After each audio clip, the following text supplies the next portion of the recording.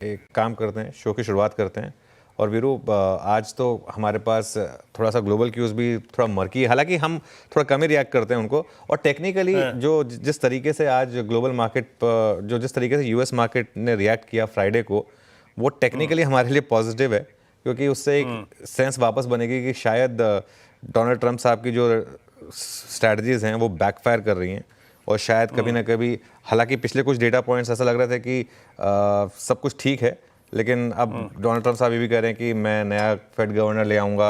जो भी है, एक चीज़ बहुत क्लियर है, इस समय दुनिया की सबसे पावरफुल पोजीशन पर एक ऐसे इंसान बैठे हैं जो समझ में नहीं आ रहा है कि क्या करने वाले हैं, उनका अगला कदम क्या होगा। और एक ये रिस्क फैक्टर आपके पास हमेशा रहेगा। तो इसको थोड़ा सा अपफ्रंट में एड्रेस करना चाहता था, लेकिन वो जो जॉब्स डेटा आया उसकी वजह से यूएस मार्केट में गिरावट आई। वो टेक्निकली हमारे लिए पॉजिटिव है, जो कुछ देर में हम डिटेल में डिस्कस करेंगे तो उस पर आएंगे। लेकिन आज के संकेतों पर आते हैं। आज के संकेत देखिए, पहली तिमाही के जो नंबर्स हैं उनमें वीकनेस फिर कंटिन्यू कर रही है। और फेडरल बैंक, मेरे ख्याल से आज का जो सबसे बड़ा क्यू मुझे लगा वो था फेडरल बैंक के नंबर्स। एग्री और एमएफआई पोर्टफोलियो में क्लियरली वीकनेस है, और ये एक मार्केट होप लेके चल रहा था कि ये शायद सिचुएशन इंप्रूव होगी। कुछ हद तक प्राइस में था या नहीं पता नहीं, लेकिन फ्राइडे को स्टॉक देखिए, लेकिन नंबर्स तो ख़राब हैं क्लियरली। एबीबी के नंबर्स भी ख़राब हैं, और एबीबी के नंबर्स भी इकोनॉमी के हिसाब से काफ़ी इंपॉर्टेंट है। अगेन ये स्टॉक भी पहले ही काफ़ी गिर चुका है, अब पता नहीं कितना प्राइस में है कितना नहीं, लेकिन एटलीस्ट एक बड़ा बैंक और एक बड़ी कैपिटल गुड्स कंपनी, दोनों की तरफ से वीरू जो नंबर्स आए उनको देखकर थोड़ी सी तो आपको डिसअपॉइंटमेंट दिखाई देगी। आईटीसी और टाटा पावर के नंबर्स ये थोड़े से मिक्स्ड है। इनमें ना डिपेंड करता है, आप व्यू पॉजिटिव भी ले सकते हैं, नेगेटिव भी ले सकते हैं, न्यूट्रल भी ले सकते हैं। इवेंचुअली तो खैर जो मार्केट डिसाइड करेगा वही हम रिस्पेक्ट करेंगे, लेकिन इसमें दोनों के नंबर्स देखकर मुझे लगा कि कुछ खट्टा कुछ मीठा वाले नंबर्स हैं, तो आईटीसी और टाटा पावर। और उसके अलावा अब तक जो ऑटो सेल्स नंबर्स आए हैं वो भी काफ़ी मिक्स्ड हैं वीरू। अगर आप देखें, एम के नंबर्स अच्छे थे, बजाज के नंबर्स थोड़े से फीके थे, अशोक लेलैंड के ठीक ठाक नंबर्स थे।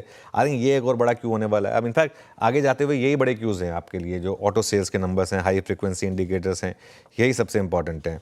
लेकिन मैं इन चीज़ों को अप फ्रंट क्यों डिस्कस कर रहा हूँ वीरो, क्योंकि हमारी जो मार्केट है ना, लोगों को एक गलतफहमी नहीं होनी चाहिए कि पिछले हफ्ते जो हम गिरे वो हम टैरिफ की वजह से नहीं गिरे, और ना ही हम इस वजह से गिरे कि डोनाल्ड ट्रंप ने हमारी इकॉनमी को डेड इकॉनमी बोल दिया। हम उस वजह से नहीं गिरे, हम हमारे नंबर्स की वजह से गिरे, जो हमारे खुद के ख़राब नंबर्स आए उनकी वजह से गिरे हैं हम।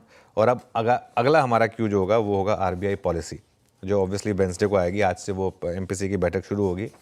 दिक्कत क्या है वीरू कि पिछली बैठक में आरबीआई ने अब काफ़ी बुलेट्स फायर कर दी थी। जो हम पिछली पॉलिसी अच्छी लग रही थी, लेकिन पॉलिसी में सारी बुलेट्स फायर हो गई थी। पता नहीं उनके असले में और बुलेट्स हैं या नहीं है फायर करने के लिए। तो अब अगर नहीं होगी आरबीआई, क्योंकि उन्होंने कहा भी था कि हम फ्रंट एंडेड कर रहे हैं, फ्रंट लोड कर रहे हैं रेट कट्स को। अब यहाँ से मार्केट को एक ट्रिगर चाहिए। मैं समझ नहीं पा रहा हूँ कहाँ से ट्रिगर आ सकता है। अगर आप मुझे पूछे ना, इस मार्केट को क्या चाहिए, इस मार्केट को चाहिए एकदम से एक अनाउंसमेंट आए कि हम ऑब्वियसली एक टैक्स कट पे काम कर रहे हैं, जीएसटी टैक्स कट आ जाए, मान लीजिए बड़ा वाला, इनकम टैक्स कट आ जाए, कुछ इस तरीके का आ जाए, कुछ ना कुछ इस मार्केट को ज़रूरत है। इस चीज़ को समझ लीजिए आप कि हमारी इकॉनमी और हमारी जो मार्केट है वो इस समय एक बहुत ही थोड़ी सी टफ सिचुएशन से गुजर रही है, और पॉलिसी मेकर्स को इसका संज्ञान लेना होगा, इस पर काम करना होगा। सिर्फ ये कह देने से कि नहीं market will find its feet, वो सब ठीक है, लेकिन जो मार्केट जिस बेसिक कारण की वजह से गिर रहा है उसको एड्रेस करना बहुत ज़रूरी है हमारे लिए।